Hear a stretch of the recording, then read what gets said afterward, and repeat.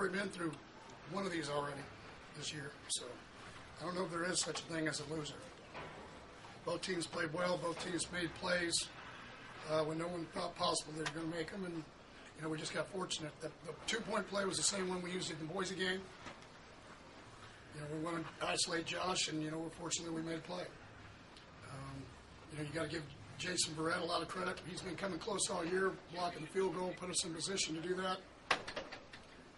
So outside of that, the biggest thing we wanted, they had to get to a goal. We wanted to get bowl eligible, and we got bowl eligible. That was our first goal. Now we're going to try to win 7 games.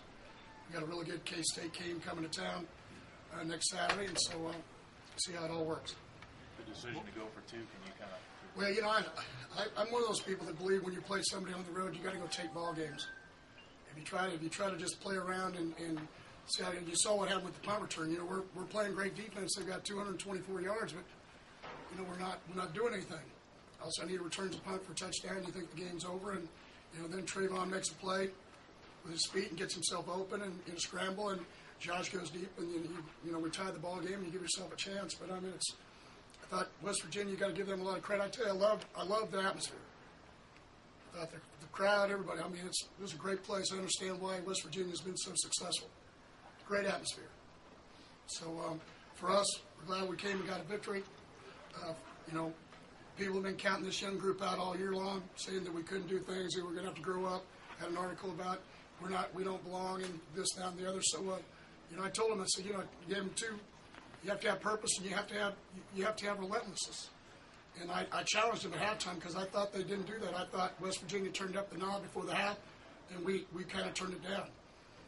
This defense, been maligned. We've got a lot of young players playing in it. We got one senior, and they just keep stepping up. So really excited about our future and what happens. But right now, I'm just glad to be 6-3. Coach, about that gadget play, was that something you put in this week, or no? That's something we work. That's one of our red zone plays down there that we have. We got beat by Texas Tech on one of those, and so it's nice to see us be able to return the favor for a change. The offenses, they've got the advantage down there anymore. It seems like they got 12 receivers on the field. Gary, the resiliency, especially after that punt return, did your team show you something today? Well, yeah. They didn't show me anything more, Stephen, than I've been telling you all year. We've been this close. We haven't been out of any ball game this year. So for us, we just got to keep growing up and getting better. And today we were able to go on the road. You go on the road, anytime you go on the road and get a win, it's a positive. So we got to find a way to win at home. We haven't won a big game at home yet. So we're going to try that next week. Coach, Boykin seems he was taking a beating all day, and he just seems to keep getting up and making plays. How much does that show how he's grown as a freshman? I'm going to let a couple of those offensive linemen play quarterback next week. See how they like that. We need to do it. You got to give West Virginia a lot of credit for that. They kept coming. It's 2 weeks off refreshes the team. Gives you and that's the other thing I got to give my group credit.